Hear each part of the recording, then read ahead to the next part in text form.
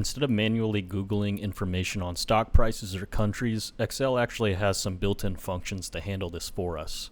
So go ahead and highlight your data. In this case, we have some ticker symbols for our companies, and then go to Data, and then you'll notice this Data Types tab. If you click Stocks, it might take a minute, but you'll have this information pop up. And then what you can do is go ahead and add the stock price information. You could add the high, you could add the PE, you could also add the current price. So if we wanted to add the current price, we could do that as well. And this is a really easy way to get all of your information without having to manually Google it.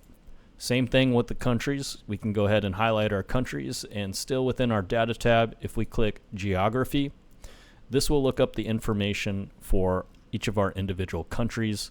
So we could do our national anthem here. We could do life expectancy. We could do, one other thing would be the population income. We could do the population as well. And this is a really handy way instead of having to look up all this stuff manually.